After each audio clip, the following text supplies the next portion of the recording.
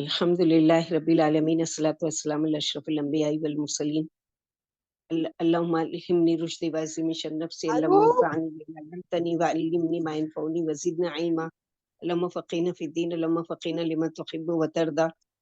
ख्याल रखें जिसके भी माइक अनम्यूट हो जाते प्लीज म्यूट करके रखें। आयत नंबर 75 सूरह वाक़िया।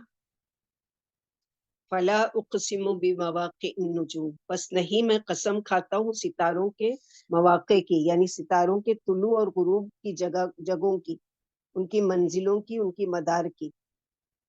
व इन्नहु लक़समुन लौ तअलमून अज़ीम, और बेशक अलबत्ता वो एक कसम है अगर तुम जानते हो, यानी बहुत बड़ी अजीम बात। इन्नहु लकुरानुन करीम, बेशक ये कुरान इज्जत वाला है, फी किताब मकनून, छुपी हुई किताब में है, महफूज किताब में है। यहाँ पर अल्लाह सुब्हानहू व तआला कसम खाकर यकीन दिला रहे हैं इसकी सदाकत की कि अल्लाह अपनी मखलूक में से जिसकी चाहे कसम खाए। किसी चीज की कसम खाना उसकी अजमत की दलील है और उसके लिए लायक ज़ेबा है अल्लाह सुब्हानहू व तआला के लिए कि अपनी मखलूक में से जिसकी चाहे कसम खाए, लेकिन मखलूक के लिए इजाजत नहीं है कि वो अल्लाह के सिवा किसी और की कसम खाए। बस उस आयत का मायने ये हुआ कि अलैसल अम्रु कमा ज़अमतुम फिल कुरान अन्नहु सिहरुन औ कहानतुन बल हुआ कुरानुन करीम, कुरान करीम के बारे में तुमने जादू या कहानत का जो गुमान रखा है, ये कसम खाकर अल्लाह ताला कह रहे हैं कि ये सारी चीज बिल्कुल गलत है, बल्कि है। तो जैसे पहले 3 गुरुओं का जिक्र हुआ, अब आखिर में उनके अंजाम का जिक्र हो रहा है, यानी जैसी जिंदगी वैसी मौत। हम सब अपने बारे में गौर कर लें कि हम किस दर्जे में जाने के लिए तैयार हैं। अभी पढ़ा ना हम लोगों ने मुकर्रबून, अस्हाबुल यमीन और फिर मुकद्दिबून। यहाँ पर अल्लाह ताला यहाँ सितारों के गिरने की कसम खा रहे हैं कि बात वो नहीं है जो तुम कह रहे हो, बल्कि बात वो है जो अल्लाह सुब्हानहू व तआला फरमाते हैं। जो नेमतें जिनका जिक्र अल्लाह ने किया है इस सूरे में भी और कुरान में जगह जगह, तो ए मुशरिकीन मक्का, तुम इसका इनकार ना करो, उसको ना झुटलाओ। मैं कसम खाता हूँ सितारों के गिरने की जगह से मुराद उनके गुरूब और तुलू होने की जगह। दूसरा मायने क्या है कि कयामत के दिन सितारों का झड़ना, जैसे सूरह तकवीर में आता है ना, इदन नुजूमुन कदरत। तीसरा मायने है आसमान जो सितारों का मकाम है, यानी उसकी जगह है। चौथा मायने इससे मुराद कुरान मजीद के उतरने की जगह, और कहा जाता है कि फरिश्तों ने कुरान की किस्तों को 20 रातों में उतारा। नजम कहते हैं इसके लिए भी कि कुरान 20 रातों में वहां से उतरा, लौहे महफूज से। और जिब्रील अलैहिस्सलाम ने इस कुरान को मोहम्मद सल्लल्लाहु अलैहि वसल्लम पर 23 साल में आहिस्ता आहिस्ता करके उतारा। यहाँ एक तरह से कुरान के अल्लाह की तरफ से होने की कसम खाई जा रही है। और वअन्नहु लक़सबुल लौ तअलमूनल अज़ीम, और बेशक ये ऐसी कसम है कि अगर तुम जानो तो ये बहुत बड़ी कसम है, क्योंकि कुरान एक मुहकम कलाम है जो पैगंबर अलैहिस्सलाम के दिल पर उतर रही थी। तो नुजूम से मुराद यहाँ पर कुरानी आयात भी है। मवाक़े यानी जिस जगह पर कोई चीज उतरती है, जहाँ कोई वाकया होता है, तो अल्लाह ने जिस चीज की भी कसम खाई है उसकी अजमत की वजह से, तो कुरान नजमुन नजमुन नजमन उतरा, यानी थोड़ा थोड़ा करके उतरा। तो नजमन का एक मानी क्या, सितारे, और एक मानी है थोड़ा थोड़ा करके उतारा जाना कुरान के बारे में। क्योंकि अगली बात क्या रही कि लकुरानुल करीम, यानी ये वो अजीम कसम है कि अगर तुम्हें उसकी अजमत व कदर मालूम हो तो जवाब कसम को भी अजीम समझोगे। और कुरान के रब की तरफ से उतारे जाने में कतई शक न करो।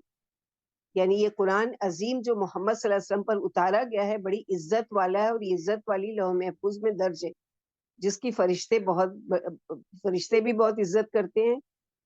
और इसीलिए उसके लिए आदाब बताए जा रहे हैं कि ला यमस्सुहु इल्लल मुतahharun, यानी नहीं छूते उसको, लौह महफूज को जिसमें ये कुरान दर्ज है, सिर्फ फरिश्ते जो सरतापा पाक है, पाकीज़ा है, अल्लाह की पाकीज़ा मखलूक है।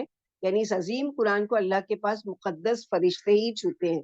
وہ دنیا میں منافق و مشرک بھی چھوتے ہیں، لیکن ان کا چھونا باعث عبادت یا باعث راحت یا ان کے لیے کوئی فائدہ مند نہیں ہے. تو یہاں پر بتایا جا رہا ہے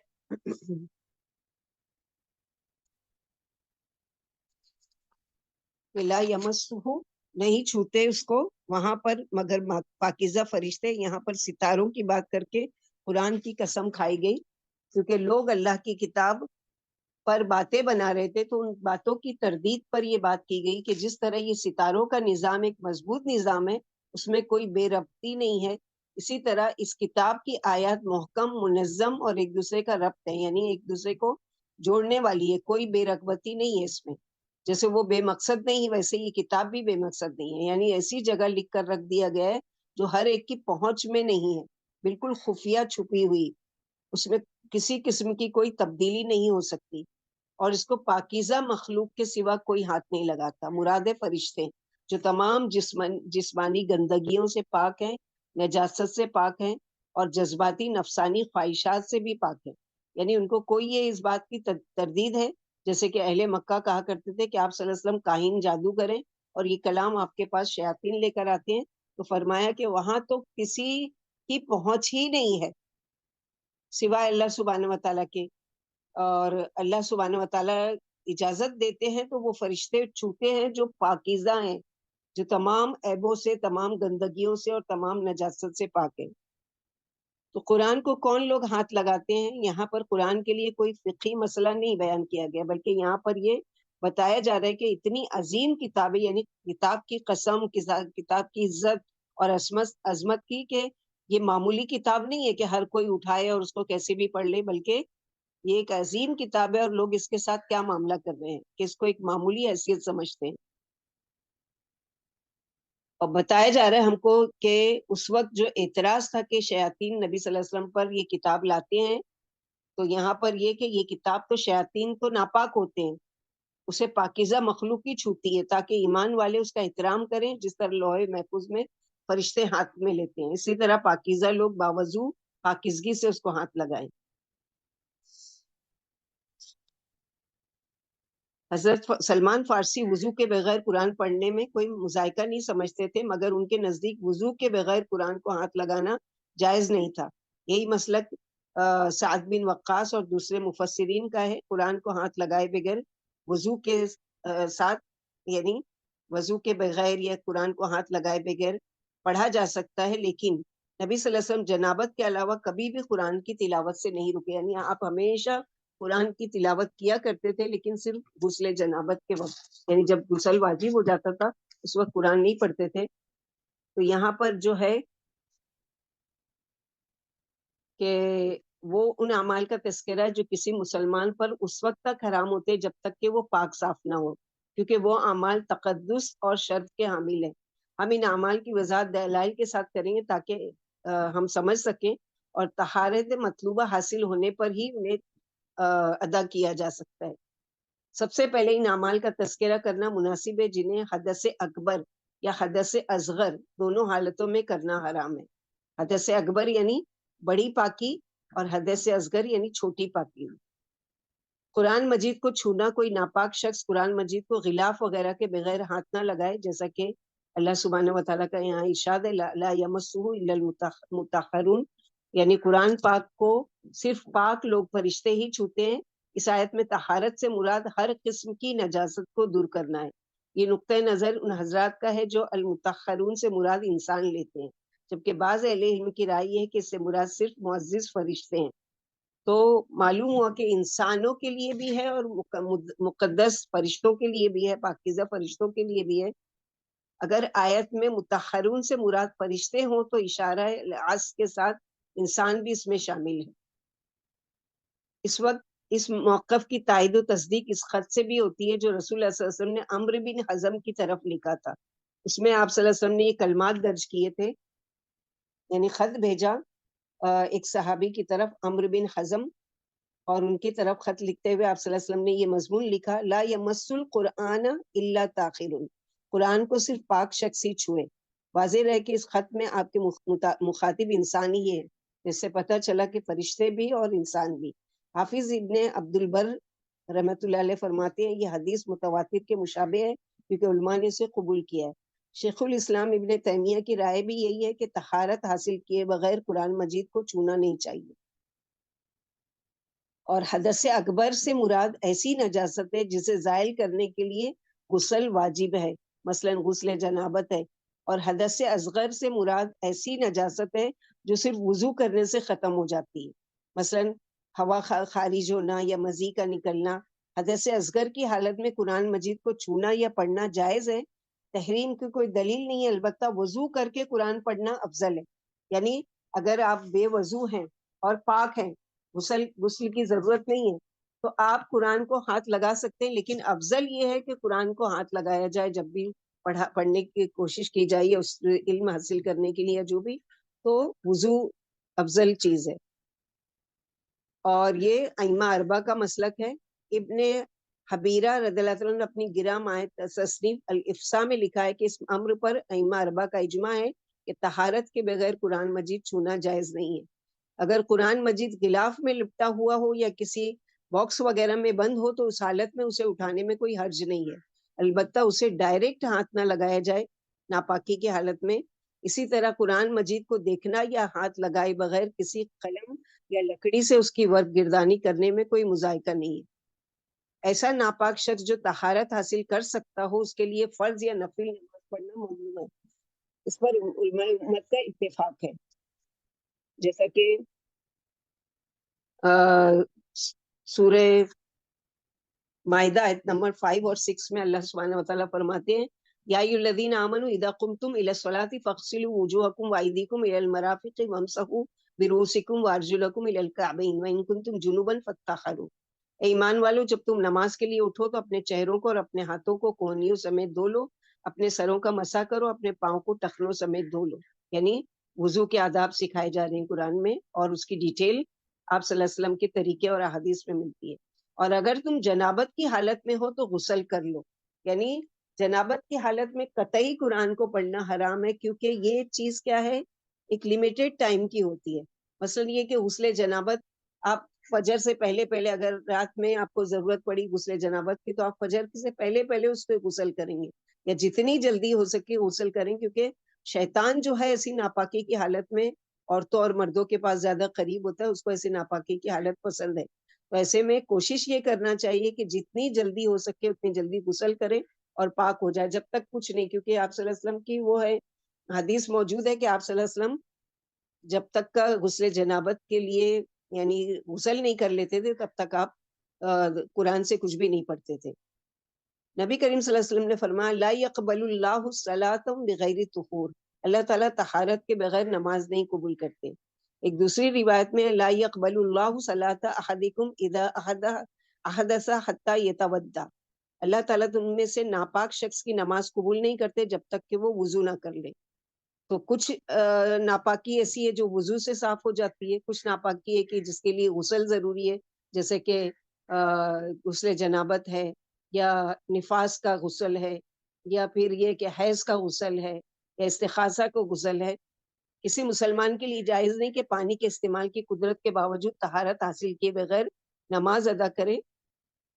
اگر اس نے ایسا کیا تو اس کی نماز صحیح نہیں ہوگی، وہ جاہل ہو یا عالم، بھول کر کرے یا قصدن۔ اگر کسی نے مسئلہ معلوم ہونے کے باوجود جان بوجھ کر بغیر طہارت نماز ادا کی تو وہ گناہ گار ہوگا۔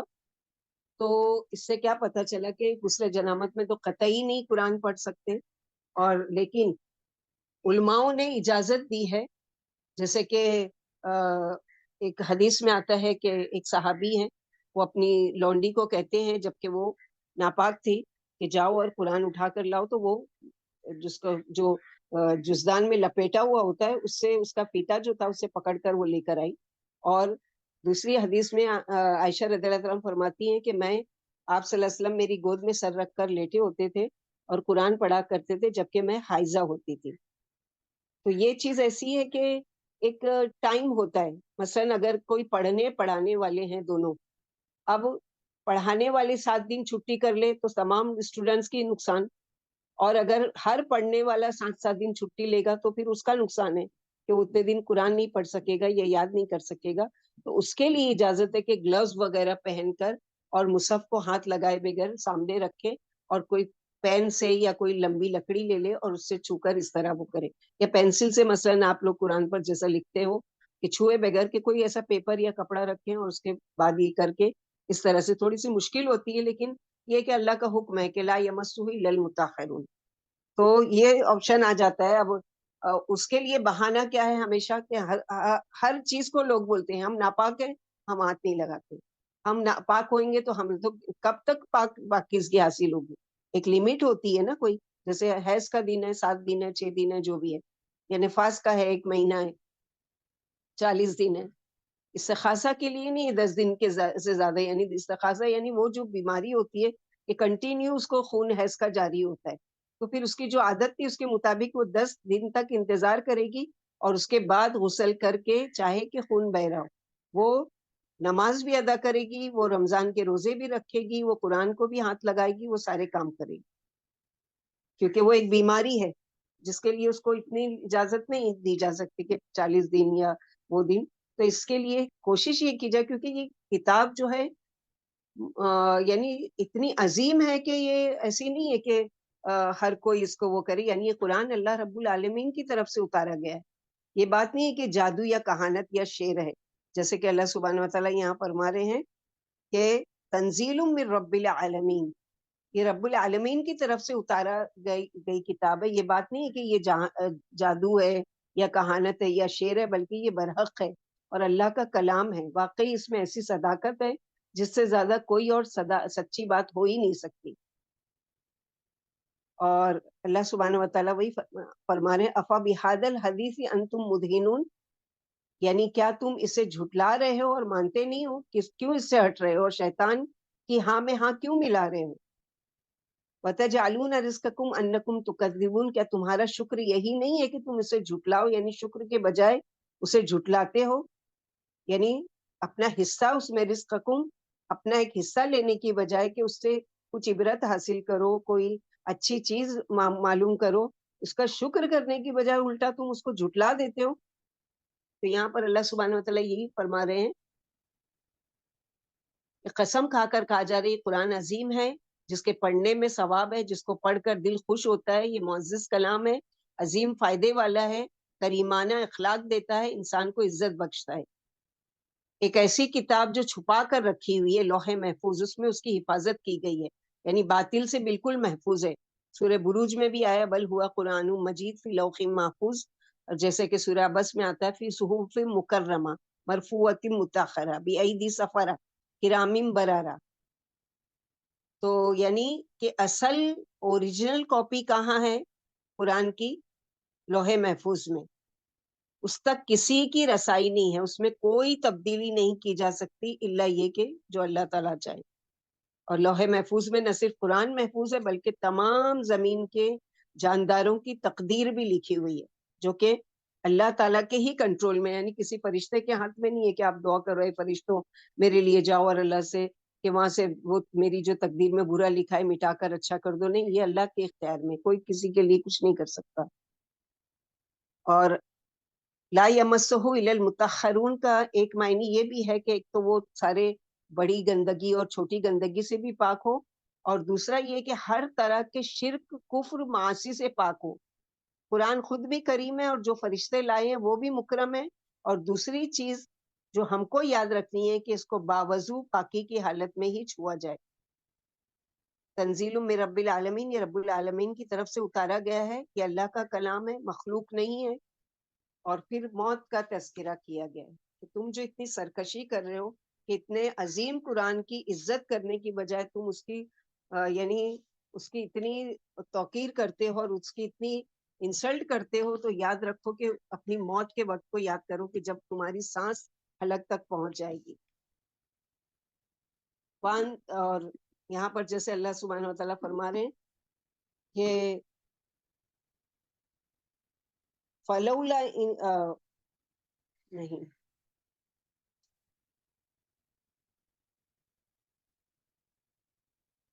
فلولا اذا بلغت الحلقوم، یعنی پس کیوں نہیں جب پہنچ جاتی ہے حلق کو تمہاری جان، یعنی چھوڑے رکھتے ہو اس کتاب کو، پھر ایک وقت آتا ہے جب تم پکڑ لیے جاتے ہو، یعنی کتاب کو تم نہیں پکڑتے، لیکن ایک وقت آتا ہے کہ تمہاری جان کو پکڑ لیا جاتا ہے، تمہاری جان حلق تک پہنچ جاتی ہے۔ حلقوم کہتے ہیں نرخرے کو، اکھڑنے لگتا ہے تمہارا سانس جو ہے وہ تمہاری اکھڑنے لگتی ہے۔ تو یہاں پر اللہ سبحانہ و تعالیٰ مرنے والے کے پاس ہمارے فرشتے موجود رہتے ہیں، یعنی ایک شخص کی آخری سانسیں سکرات کا عالم ہے، روح کھینچ کر حلق میں اٹک گئی ہے، تم سب سامنے بیٹھے ہوئے حسرت بھری نگاہوں سے اس کو تک رہے ہوتے ہو، لیکن تم کچھ بھی نہیں کر سکتے، جیسا کہ سورہ قیامہ میں آئے گا کلا اذا بلغت التراقی وقیل من راق، یعنی نہیں جب روح سینے میں آ کر اٹک جائے گی اور یقین ہو جائے گا کہ اب جدائی کا وقت آ پہنچا ہے، اور پنڈلی پر پنڈلی چڑھ جائے گی، آج تیرے رب ہی کی طرف پلٹنا ہے۔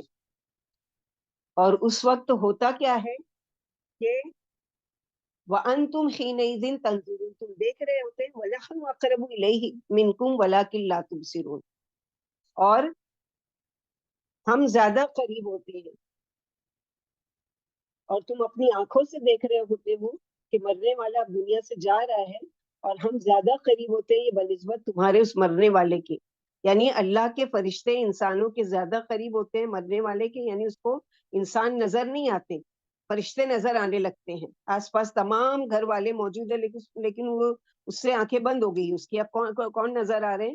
موت کے فرشتے جو ملک الموت ہے، جو اس کی روح قبض کرنے آئے، دنیا کا پردہ اس سے ہٹ جاتا ہے، دوسری دنیا اس کو نظر آنے لگتی ہے، وَلَٰكِن لَا تُبْصِرُونَ، لیکن تم نہیں دیکھتے ہوتے۔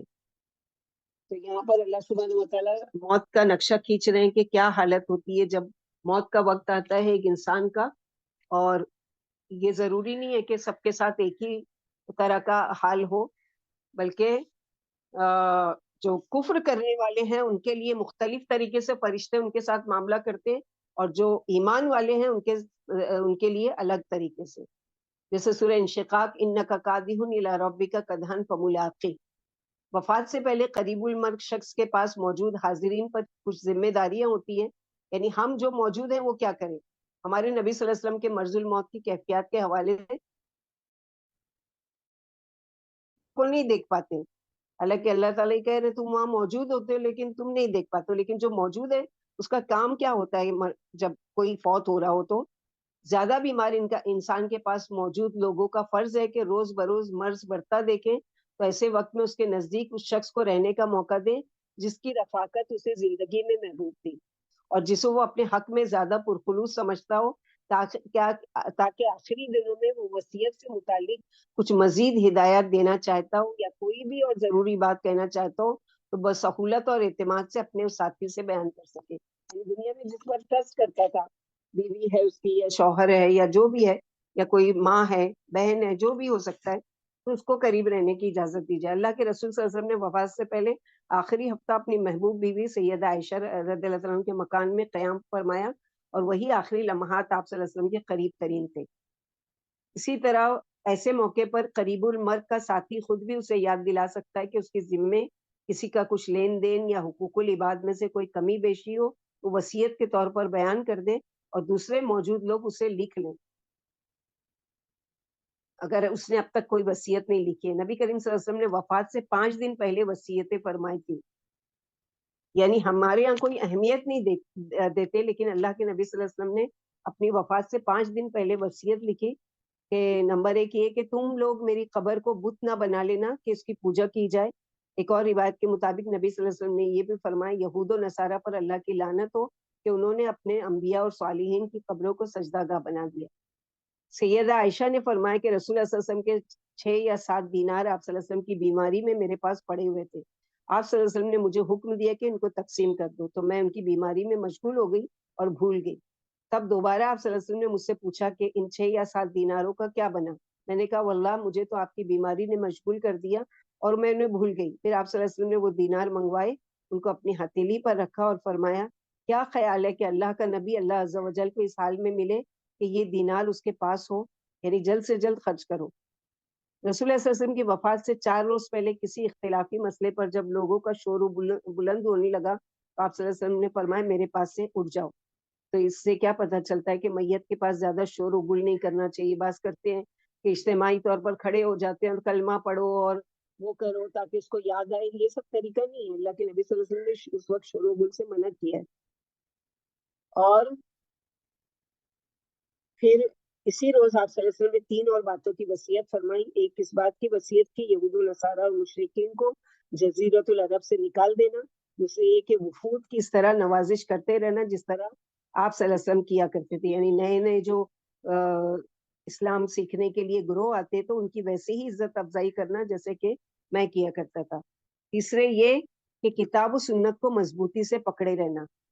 سیدہ عائشہ کہتی ہے کہ نبی کریم صلی اللہ علیہ وسلم حالت صحت میں فرمایا کرتے تھے کسی نبی کی روح اس کو اس وقت تک قبض نہیں کیا جاتا جب تک کہ وہ جنت میں اپنا ٹھکانہ نہ دیکھ لے. پھر اس کو اختیار دیا جاتا ہے موت یا دنیا میں رہنے کی مزید مہلت کا. یعنی ہر انبیاء کو مہلت دی گئی کہ یا تو چاہتے ہیں تو اور زندگی ان کی بڑھا دی جائے یا موت کو. جب آپ صلی اللہ علیہ وسلم سخت بیمار ہوئے ان کا سر میری گود میں تھا تو ان پر غشی طاری ہوئی. پھر ذرا سا ہوش میں آئے تو آنکھیں چھت کی طرف لگا دی اور فرمانے لگے یا اللہ بلند رفیقوں میں رکھنا. اللہم الرفیق الاعلی. اس وقت میں سمجھ گئی کہ آپ کو بھی اختیار دیا گیا ہے مگر آپ صلی اللہ علیہ وسلم نے ہمارے پاس رہنے کو اختیار نہیں فرمایا. اور پھر میں پہچان گئی کہ اسی حدیث کا موضوع ہے جو آپ اپنی حالت صحت میں فرمایا کرتے تھے. تو آخری بات جو آپ صلی اللہ علیہ وسلم نے اپنی زبان سے ادا کی وہ کیا تھی کہ اللہم الرفیق الاعلی. ابن عباس رضی اللہ عنہ سے روایت ہے سیدنا عمر نے لوگوں سے پوچھا یہ جو اللہ تعالیٰ نے فرمایا اذا جاء نصر اللہ والفتح فتح سے کیا مراد ہے؟ انہوں نے کہا شہروں اور محلوں کا فتح ہونا. پھر عمر رضی اللہ عنہ نے مجھ سے پوچھا ابن عباس آپ اس بارے میں کیا کہتے ہیں؟ میں نے کہا اس سے تو محمد صلی اللہ علیہ وسلم کی وفات مراد ہے یا یہ کہ ایک مثال ہے جس میں کوئی گویا کہ آپ صلی اللہ علیہ وسلم کی وفات کی خبر دی گئی ہے. سیدہ عائشہ فرماتی رسول اللہ صلی اللہ علیہ وسلم یہ کلمات کثرت سے پڑھا کرتے تھے سبحان اللہ و بحمدہ استغفر اللہ واتوب الیہ. قریب المرض زندگی کی آخری گھڑیوں میں اگر اللہ تعالیٰ کی عبادت مثلا نماز ادا کرنا چاہتا ہے تو اس کو وضو کرانے میں یا پہلو کے بل کروٹ دلانے میں یا اگر وہ اٹھ کر نماز پڑھنے کی ہمت پاتا ہے تو حاضرین کو اٹھنے میں اس کی مدد کرنی چاہیے. وفات سے قبل رسول اللہ صلی اللہ علیہ وسلم نے اپنی طبیعت میں مرض کی 13 یا 14 دن کی مدت کے بعد قدر بہتری محسوس کی. چنانچہ 2 آدمیوں کے سہارے چل کر نماز ظہر کے لیے تشریف لائے اور ان میں سے ایک عباس رضی اللہ عنہ تھے. اس وقت سیدنا ابو بکر رضی اللہ عنہ نماز پڑھا رہے تھے. وہ آپ صلی اللہ علیہ وسلم کو دیکھ کر پیچھے ہٹنے لگے. آپ صلی اللہ علیہ وسلم نے اشارے سے فرمایا کہ پیچھے مت ہٹو اور لانے والوں کو فرمایا مجھے ان کے پہلو میں بٹھا دو. چنانچہ آپ صلی اللہ علیہ وسلم کو ابو بکر رضی اللہ عنہ کے پہلو میں بائیں طرف بٹھا دیا گیا. پھر نبی صلی اللہ علیہ وسلم بیٹھے بیٹھے نماز پڑھنے لگے اور ابو بکر اسی طرح کھڑے کھڑے نبی صلی اللہ علیہ وسلم کی نماز میں پیروی کرنے لگے اور تمام صحابہ کرام کی ابو بکر رضی اللہ عنہ کی تکبیر کے پیچھے نماز پڑھ رہے. اللہ کے رسول صلی اللہ علیہ وسلم کو طہارت اور پاکیزگی کا حالت نزا میں بھی اتنا ہی خیال تھا جتنا کہ اپنی حیات مبارکہ میں ہوا کرتا تھا. آپ صلی اللہ علیہ وسلم نے اپنی وفات سے قبل آخری دن اللہ تعالیٰ سے مخاطب ہونے کے لیے کے علاوہ جو آخری عمل فرمائے وہ مسواک کرنا تھا جیسے کہ مومنین عائشہ رضی اللہ عنہ کی حدیث سے ثابت ہے.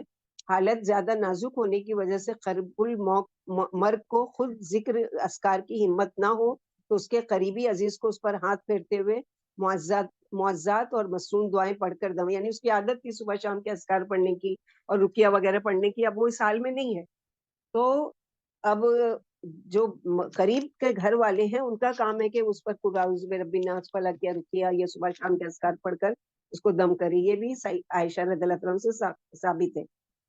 ام المومنین سیدہ عائشہ فرماتی وفات کے وقت رسول اللہ صلی اللہ علیہ وسلم کے سامنے پانی کا ایک کٹورا رکھا تھا. آپ صلی اللہ علیہ وسلم اپنے دونوں ہاتھ پانی میں ڈالتے اور منہ پر پھیرتے اور فرماتے لا الہ الا اللہ ان للموت سکرات. اللہ کے سوا کوئی معبود نہیں بے شک موت کے لیے سختیاں ہیں. آخر میں آپ صلی اللہ علیہ وسلم نے اپنا ہاتھ اٹھایا اور فرمایا اللہم اغفر لی وارحمنی والحقنی بالرفیق الاعلی.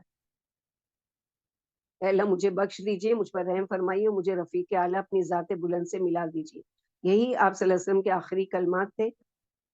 سیدہ عائشہ فرماتی اللہ کے رسول صلی اللہ علیہ وسلم میرے سینے اور ٹھوڑی کے درمیان فوت ہوئے. بوقت وفات آپ صلی اللہ علیہ وسلم کی تکلیف دیکھنے کے بعد میں نے کبھی کسی کے بارے میں تکلیف کم ہونے کا تصور یعنی اللہ کے رسول صلی اللہ علیہ وسلم کو اتنی تکلیف تو عام لوگوں کو کتنی زیادہ ہوتی ہوگی. سیدہ عائشہ سے روایت ہے انہوں نے فرمایا جب نبی کریم صلی اللہ علیہ وسلم کی وفات ہوئی تو اس وقت ان کی عمر مبارک 63 سال تھی. تو مرنے والے جو ہیں ان کے ساتھ مختلف معاملے ہوتے ہیں، جو اللہ تعالیٰ کے نافرمان کافر اور فاجر ہوتے ہیں. اللہ کے رسول صلی اللہ علیہ وسلم نے فرمایا جو کافر شخص ہے، ایک روایت میں آپ صلی اللہ علیہ وسلم نے فرمایا، اور جو فاجر انسان ہے جب وہ دنیا سے قطع تعلق کرنے والا اور آخرت کی جانب جانے والا ہوتا ہے تو اس کی طرف آسمان سے فرشتے نازل ہوتے ہیں جو بڑے سخت دل اور شدت و سختی والے ہوتے ہیں. ان کے چہرے کالے سیاہ ہوتے ہیں، ان کے پاس جہنم کا لباس ہوتا ہے. پھر وہ حد نگاہ تک اس شخص کے پاس بیٹھ جاتے ہیں. پھر موت کا فرشتہ آتا ہے اور وہ اس کے سر کے قریب بیٹھ جاتا ہے. پھر وہ کہتا ہے ایتھا النفس الخبیثہ اخرجی الی سخطی من اللہ وغضب، اے خبیث جان اللہ کی ناراضگی اور غضب کی طرف نکل. فرمایا پھر تو وہ روح اس کے پورے جسم میں پھیل جاتی ہے. تب ملک الموت اس روح کو اس طرح کھینچتے ہیں جیسا کہ بہت ساری کانٹے دار شاخوں پر پھیلے بھیگے ہوئے اونی کپڑے، جس کی قسم کھائیے نا اللہ تعالیٰ نے، والنازعات غرقا والناشطات نشطا. یوں جب روح کو موت کا فرشتہ کھینچ لیتا ہے تو آسمان اور زمین کے درمیان اور آسمان میں جو بھی فرشتے ہیں وہ اس پر لعنت بھیجتے ہیں، اور پھر ہر دروازے کے فرشتے اللہ سے التجا کرتے ہیں کہ اس روح کا جو واپسی کا راستہ ہے ہماری طرف سے نہیں ہو.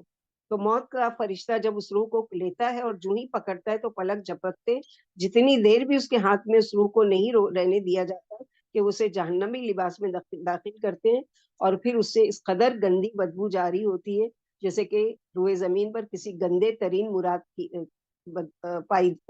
مردار کی پائی جاتی ہے. پھر اسے لے کر فرشتے اوپر چڑھتے ہیں اور فرشتوں کے جسم جس گروہ پر سے بھی ان کا گزر ہوتا ہے وہ پوچھتے ہیں کون ہے یہ خبیث روح؟ تو وہ جواب دیتے ہیں یہ فلاں بن فلاں کا بیٹا ہے، اور دنیا میں اس کا جو سب سے گندا نام ہوتا ہے وہ لے کر تعارف کراتے ہیں.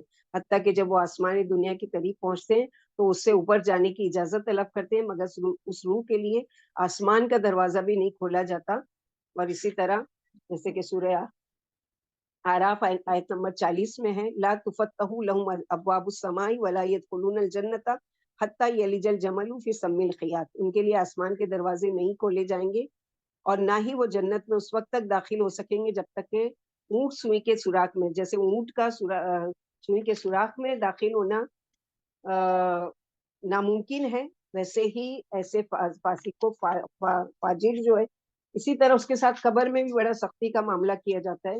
اور ہمیشہ یعنی جنت کی کھڑکی دکھائی جاتی ہے جس کے لیے وہ حسرت کرتا ہے اور کہ یہ موقع مجھے ملا تھا مجھ سے چھن گیا، اور اس طرح سے پھر اس کو ہمیشہ کے لیے جہنم کی عذاب اور جہنم کی کھڑکی دکھائی جاتی ہے. اسی طرح جو نیکوکار لوگ ہوتے ہیں ان کے لیے بہترین مہمانی ہے. اللہ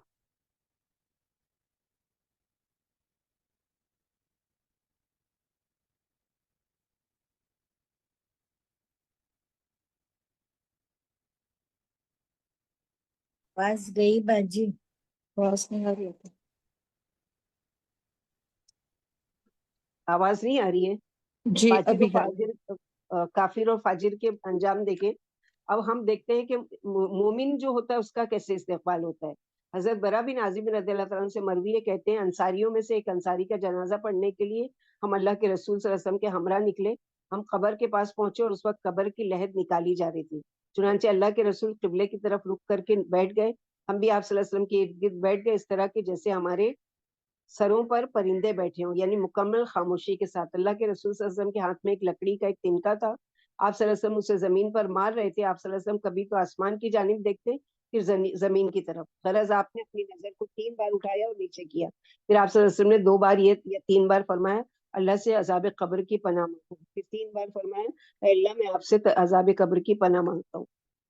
پھر آپ صلی اللہ علیہ وسلم نے فرمایا بے شک مومن بندہ جب دنیا کو چھوڑ رہا ہوتا ہے آخرت میں جا رہا ہوتا ہے تو اس کی جانب آسمان سے فرشتے اترتے ہیں. ان کے چہرے سفید ہوتے ہیں اس قدر کے گویا وہ سورج ہیں. اس کے پاس جنت کی پوشاکوں میں سے پوشاک ہوتی ہے اور جنت کی خوشبو بات میں سے خوشبوئیں ہوتی ہیں. پھر وہ اس بندے مومن کے پاس بیٹھ جاتے ہیں. وہ اتنی تعداد میں ہوتے ہیں جہاں تک نظر جاتی ہے، فرشتے ہی فرشتے. ہم لوگ سمجھتے ہیں ایک ملک موت آتا ہے، نہیں، وہ پوری ٹیم کو لے کر آتے ہیں. پورا بڑا گروہ ہوتا ہے، یعنی حد نگاہ تک فرشتے ہی فرشتے ہوتے ہیں.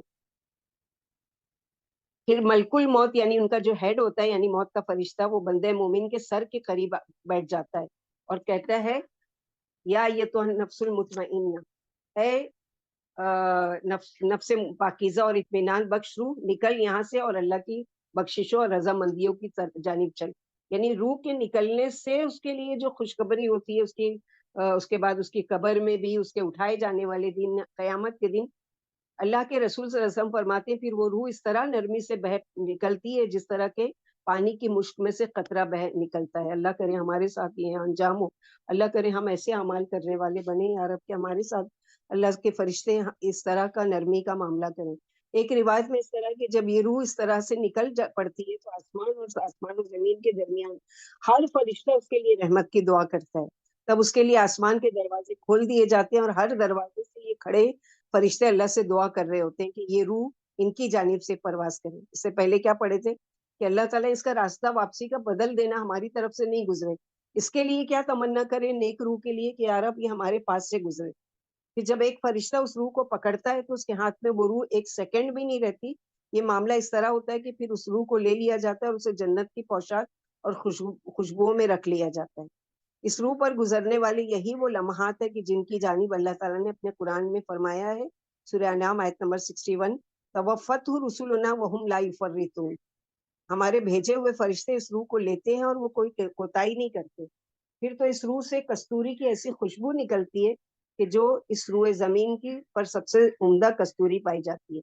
अल्लाह के रसूल सल्लल्लाहु अलैहि वसल्लम ने फरमाया फिर इस रूह को लेकर फरिश्ते ऊपर चढ़ते हैं और जब वो फरिश्तों के किसी गुरों के पास से गुजरते हैं तो वो पूछते हैं ये उम्दा रूह किसकी है, तो फरिश्ते जवाब देते हैं ये फुला का बेटा फुला है।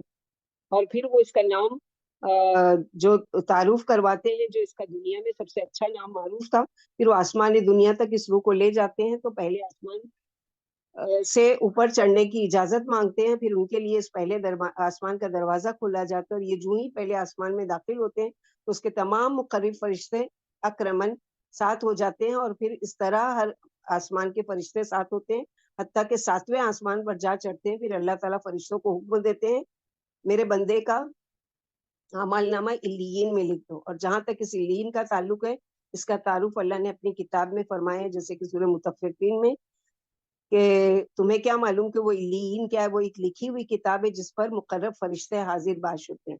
चुनांचे इस रूह का अमलनामा इल्लीयीन में लिख दिया जाता है, फिर कहा जाता है कि फरिश्तों इसे जमीन की तरफ लौटा दो, क्योंकि मैंने इनसे वादा किया है कि मैंने इस मिट्टी से इनको पैदा किया तो इसी में इनको लौटाऊंगा और इसी से इन्हें दूसरी बार उठा खड़ा करूंगा।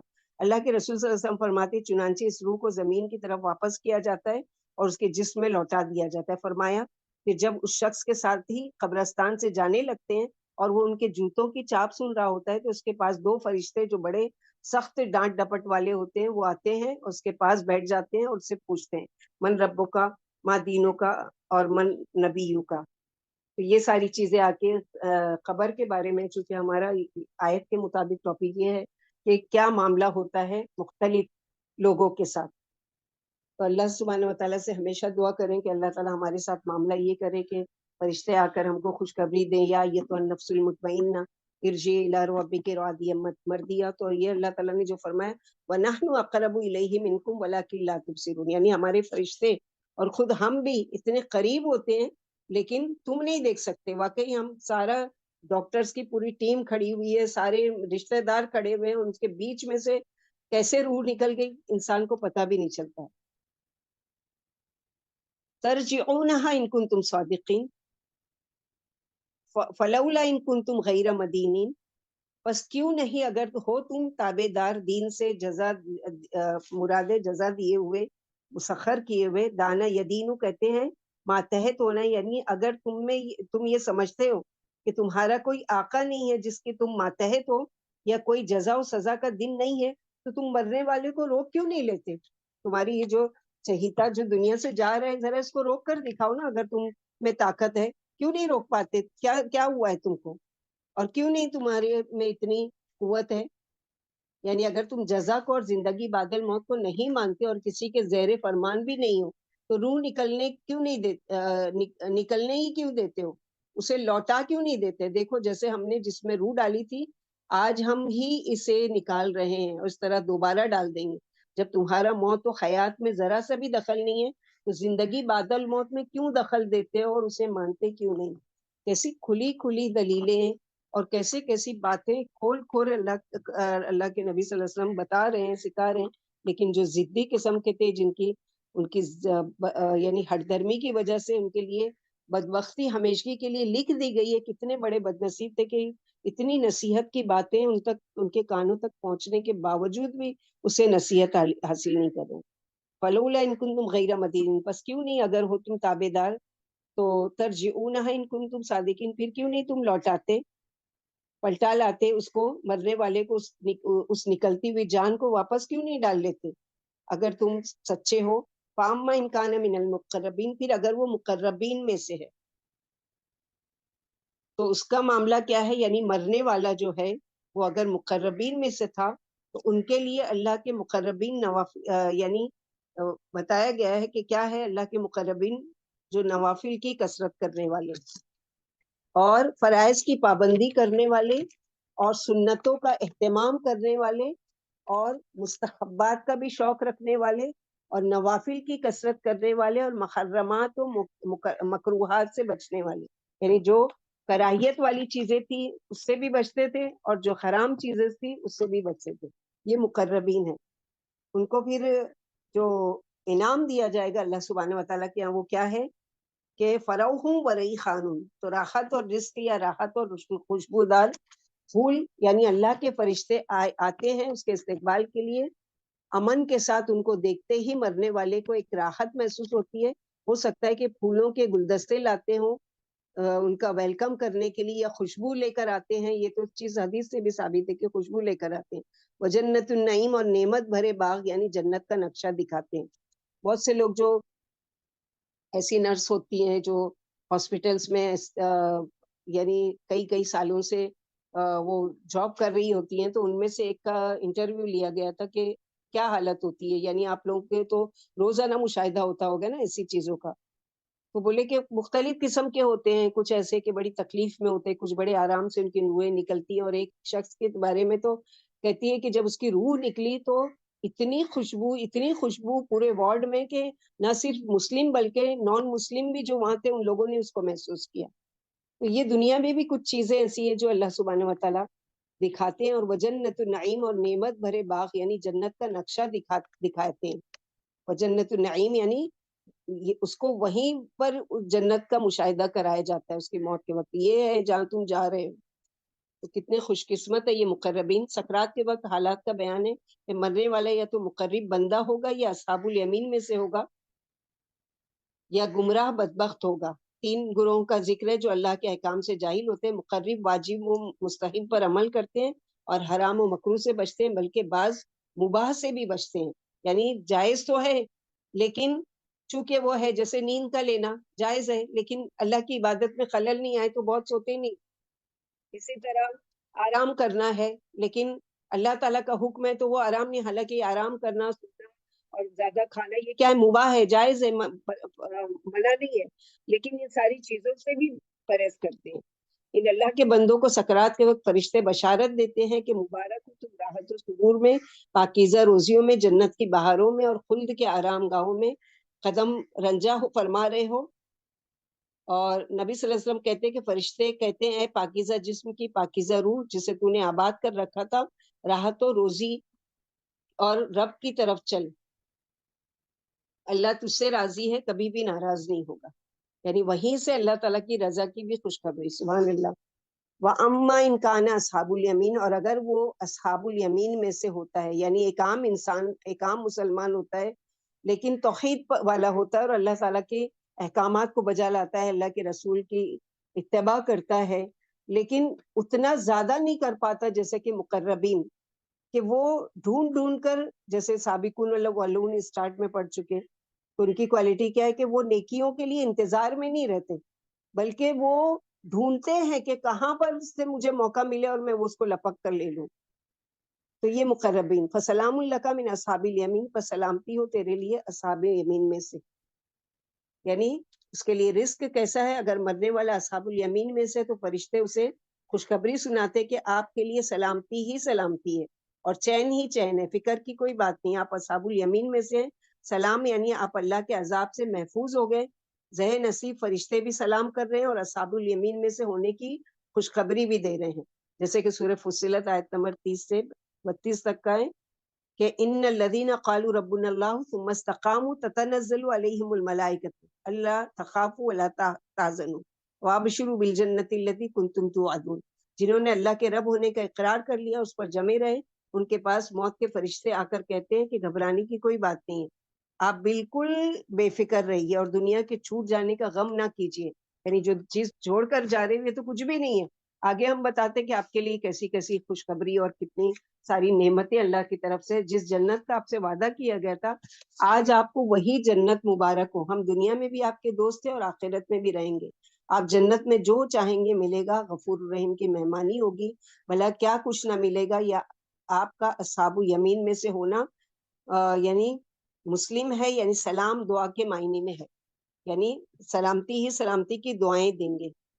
اس کے برعکس جو ضالین میں سے ہوں گے، وَأَمَّا إِنْ كَانَ مِنَ الْمُكَذِّبِينَ الضَّالِينَ، اور اگر وہ جھٹلانے والے گمراہ لوگوں میں سے ہوا، فَنُزُلٌ مِّنْ حَمِيمٍ، تو اس کی توازے کھولتے پانی سے ہوتی ہے.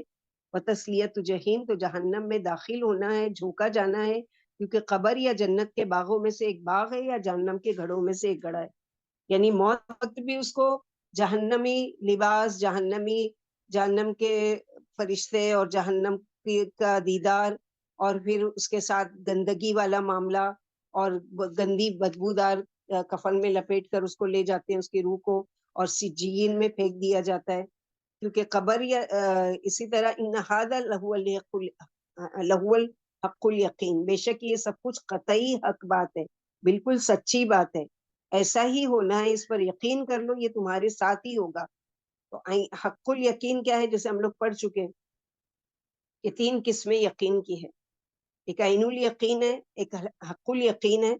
تو ایک چیز ہے آنکھوں سے دیکھنا، اور ایک چیز ہے صرف اس کے بارے میں سننا، اور ایک چیز ہے آنکھوں سے یقینی دیکھ لینا. تو یہ موت کے بارے میں جو قرآن میں پڑھتے تھے اور سوچتے تھے، پھر کسی کو مرتے ہوئے دیکھتے تھے تو آنکھوں سے دیکھ کر یقین آ گیا کہ وہ مر گیا. لیکن جب خود کو موت آئے گی تو یہ حق یقین ہے کہ اب یقین آ جائے گا، لیکن اس یقین کے آنے سے پہلے تیاری کرنا ہے. اس وقت پچھتانے سے کوئی فائدہ نہیں ہوگا، کیونکہ پھر وہ ساری چیزیں دکھانے کے بعد یہ نہیں مہلت دی جائے گی، اچھا دیکھ لیے نا، اب چوز کرو تمہارے لیے راستہ کہ تم کہاں جانا چاہتے ہو. یہ نہیں، وہاں چوائس بھی ختم ہو جائے گی، کیونکہ دنیا میں اللہ تعالیٰ نے ہم کو اختیار دیا ہے، انا ہدیناہ السبیل اما شاکر و اما کفورا. تو مقربین، اصحاب الیمین اور مکذبین، 3 گروہ، اور تینوں کا معاملہ مختلف. فسبح باسم ربک العظیم، پس تسبیح کیجیے اپنے رب عظیم کے نام کی. یعنی باتیں بنانے والوں کی باتوں پر رنجیدہ ہونے کی بجائے آپ صلی اللہ علیہ وسلم کو حکم دیا جا رہا ہے کہ اللہ کی تسبیح بیان کیجیے، اللہ تعالیٰ کی کبریائی اور پاکی بیان کیجیے. اور جیسے کہ یہاں پر بتایا جا رہا ہے، جب رسول اللہ صلی اللہ علیہ وسلم پر یہ آیت اتری تو فرمایا اسے رکوع میں پڑھا کرو. یعنی یہاں اس آیت کی وجہ سے اللہ تعالیٰ نے اس کو کیا کیا، رکوع میں پڑھنے کا حکم دیا. اور جب سبح اسم ربک الاعلی اتری تو آپ صلی اللہ علیہ وسلم نے فرمایا اسے سجدے میں پڑھا کرو. جس نے سبحان اللہ العظیم و بحمدہ کہا، اس کے لیے جنت میں ایک کھجور کا درخت لگا دیا گیا.